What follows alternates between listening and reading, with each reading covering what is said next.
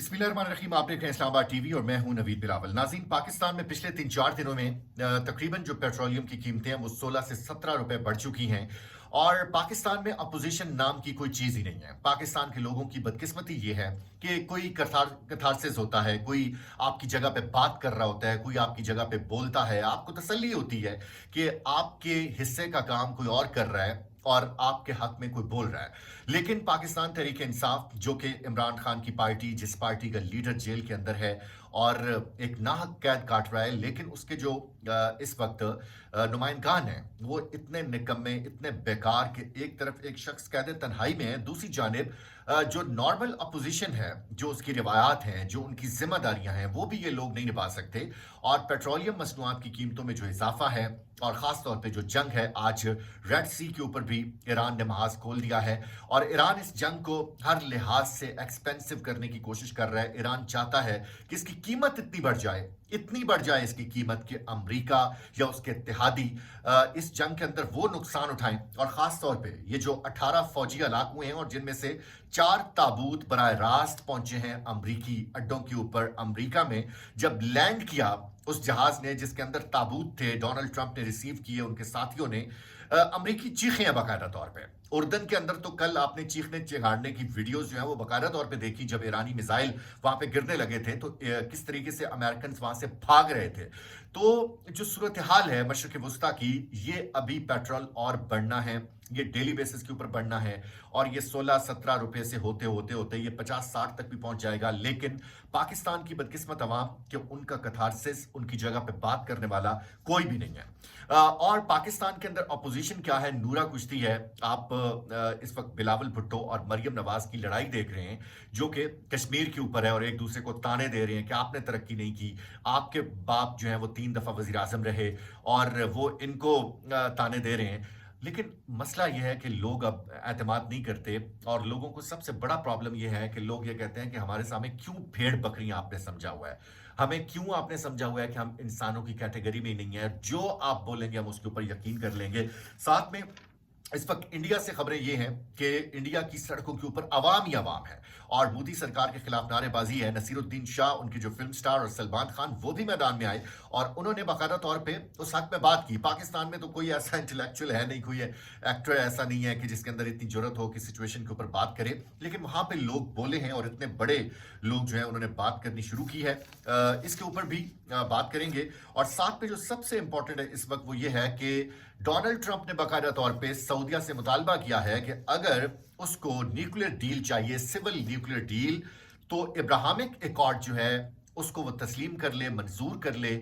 और अमेरिका की ये बड़ी पुरानी ख्वाहिश है कि पाकिस्तान भी इब्राहिमिक एकॉर्ड का हिस्सा बने। इस इब्राहिमी जो मुआहिदा है उसका हिस्सा कतर भी बने, सऊदीया भी बने, जिस तरीके से बाकी ममालिक जो यूएई और बाकी ममालिक हैं उन्होंने तस्लीम किया है बाकायदा तौर पे इसराइल को, अमेरिका की नाजायज रियासत को, इसी तरीके से ये मुल्क भी तस्लीम करें। तो ये अब प्रेशर बढ़ाया जा रहा है और ये इस वक्त की बड़ी खबर है। लेकिन सबसे पहले शेख रुहेल असगर जो कि नवाज शरीफ के रिश्तेदार हैं उनसे बात करते हैं। आज वो भी बोल उठे हैं, उन्होंने कहा ऐसी हुकूमत का क्या फायदा कि जिसके अंदर आप एक शख्स को इधर से उधर नहीं कर सकते। और ख्वाजा आसिफ के बारे में उन्होंने बात की है, उन्होंने कहा कि ये लोग हमारे लिए शर्मिंदगी का बायस बनते हैं। इस उम्र में लोगों को वैसे ही सुठा जाना चाहिए, लेकिन ख्वाजा आसिफ अपनी जुबान बंद नहीं करते और हमारे लिए शर्मिंदगी का बायस बनते हैं। और उन्होंने ये कहा है कि असल काम लोगों के लिए आसानियां पैदा करना है और इस हुकूमत को स्टक किया गया है। ये नवाज शरीफ के बिल्कुल बहुत करीबी रिश्तेदार हैं, उन्होंने भी ये बात की है। पुराने सियासतदान, इस दफा तो वो एमएनए नहीं बन सके, लेकिन वो 5 दफा इससे पहले एमएनए रहे। नवाज शरीफ साहब के साथ उनका बड़ा गहरा रिश्ता है और वो भी ये कह रहे हैं कि जब आप किसी को इधर से उधर ना कर सके तो ऐसी हुकूमत का क्या फायदा। 30 रोज के लिए दफा 144 नाफिज कर दिया गया, जिसका मतलब क्या है कि पाकिस्तान के अंदर जो जश्न आजादी होगा 14 अगस्त को, पाकिस्तान का इंडिपेंडेंस डे, उसके अंदर भी आप सेलिब्रेट नहीं कर सकेंगे। दफा 144 नाफिज है। दूसरी जानिब बिलावल और मरियम का जो झगड़ा है उसके अंदर कहा जा रहा है, शर्जील नाम मेमन साहब ने आज कहा कि आप लोगों को क्यों बेवकूफ बनाते हैं, आप क्या समझते हैं मरियम नवाज के खास तौर पे इस बयान के ऊपर कि सिंध के लोग दुआएं कर रहे हैं कि मैं वजीर आला बन जाऊं। अब मुझे समझ नहीं आती कि आवाम के साथ इस तरीके से मजाक क्यों करते हैं। यानी कि कौन इनको इतना कॉन्फिडेंस देता है कि ये इस तरह का मजाक करें कि सिंध के लोग बीबी आपके अंदर ऐसी कौन सी बात है कि सिंध के लोग जो हैं वो दुआएं करें। सिंध के लोग सिंध के अंदर जिसकी हुकूमत है उससे भी पुरबाश हैं और आपसे भी पुरबाश हैं। और ये जो आप 4-5 शहरों की सड़कें चमका के उनके विजुअल्स बार बार जारी कर देते हैं, ये तरक्की नहीं है। पाकिस्तान के लोग, पंजाब के लोग भूख प्यास से मर रहे हैं और पेट्रोलियम मसनूआत की जो कीमतें हैं जहां तक पहुंच चुकी हैं, इनका कोई पुरसाने हाल नहीं। आप लोगों के साथ इस तरह के मजाक ना करें। दूसरी जानिब इस वक्त लाहौर की जो गलियां हैं वो तालाबों का मंजर पेश कर रही हैं और हर तरफ जो लाहौर के मुख्तलिफ एरियाज हैं, फेरोजपुर रोड है, रावी के आसपास के जो इलाके हैं, डीएचए के बाकायदा तौर पे इलाके, आज आपने फुटेजेस वायरल देखी सोशल मीडिया के ऊपर कि उनके अंदर कोई नॉर्मल इंसान चल नहीं सकता। गाड़ियों के आधे तक पानी आ चुका है और ये पता नहीं कौन से दौर में रह रहे हैं और लोगों को कहते हैं हमने तरक्की की है।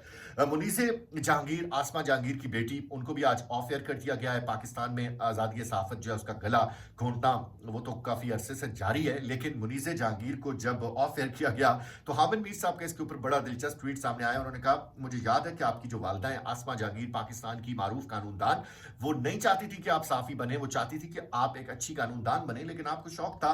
बहरहाल फिर भी जो आपको ऑफ एयर करने वाले हैं ये एक दिन झुक जाएंगे और आपकी आवाज़ कभी नहीं दबाई जा सकेगी। इंडिया का रुख करते हैं, इंडिया की बात करते हैं। इंडिया में इस वक्त मोदी सरकार के खिलाफ एजुकेशनल रिफॉर्म के ऊपर जो बच्चा पार्टी है, जिसको इन्होंने काकरोच पार्टी का नाम दिया, वो सड़कों के ऊपर है। करोड़ों में, इस वक्त करोड़ों में लोग सड़कों के ऊपर हैं और मोदी सरकार के लिए हालात इतने तंग हो गए हैं कि ऐसे लगता है कि मोदी सरकार को जाना ही पड़ेगा। इस जो जनता पार्टी का, काकरोच पार्टी जिसको कहते हैं, उसका जो एहतजाज है उसकी शिद्दत इस हद तक है कि सलमान खान जो फिल्म स्टार, यानी कि सलमान खान का मतलब यह है कि बॉलीवुड पूरा एक साइड पे आके खड़ा हो गया है। नसीरुद्दीन शाह, उन्होंने भी ये कहा है कि ये एहतजाज खालिस्तन जो इंडिया की आम आवाम है, जो उनके आम स्टूडेंट्स हैं, उनकी माँ के ऊपर है। इसमें कोई गैर मुल्की एजेंडा नहीं है। आप बिल्कुल लाठी का इस्तेमाल नहीं कर सकते और औरतें नाज़रीन झाड़ू लेके बाकायदा तौर पे पुलिस वालों के गाड़ियों के सामने आके खड़ी हो जाती हैं और इस कदर शदीद एहतजाज है। और उन्होंने ये कहा है कि the education should be the new fashion for the India. ये एक नया फैशन बनना चाहिए जो तालीमी निज़ाम है उसको, और हर शख्स पढ़ा लिखा होना चाहिए। मोदी सरकार ने इससे पहले रोड़े अटकाने की कोशिश की, लेकिन इंडिया के ऊपर इस वक्त मैसिव स्ट्राइक हो रहा है और मोदी सरकार के लिए घेरा तंग है। आगे बढ़ते हैं। जो इस वक्त अमेरिका के अंदर मशरक़ वस्ता की सिचुएशन है, 4 ताबूत जब उतरे ना, जो अमेरिकन अड्डे हैं, और डोनाल्ड ट्रंप ने जब रिसीव की, चीखें निकली हैं बाकायदा तौर पे और अमरीकी अवाम ने कहा है कि ये हमारी जंग नहीं है, ये एप्स्टीन फाइल की जंग है। ये जो एप्स्टीन फाइल की वजह से डोनाल्ड ट्रंप को इसराइल ने बाकायदा तौर पे ब्लैकमेल किया, उस ब्लैकमेलिंग से बचने के लिए इसने ये जंग छेड़ी और इस जंग की वजह से ये हमारे नौजवान और ये जो 4 अमरीकी फौजी, अब तक 18 टोटल अमरीकी फौजी इस जंग में हलाक हो चुके हैं।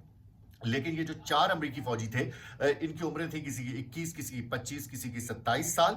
और जब अमरीकी अड्डों के ऊपर ये लाशें उतरी हैं, अमरीका के अंदर कोराम बरपा हुआ है और $90 बिलियन मजीद मांग लिए हैं डोनाल्ड ट्रंप ने इस जंग के लिए। पता नहीं ये इस जंग को किस मकाम के ऊपर लेके जाना चाहते हैं।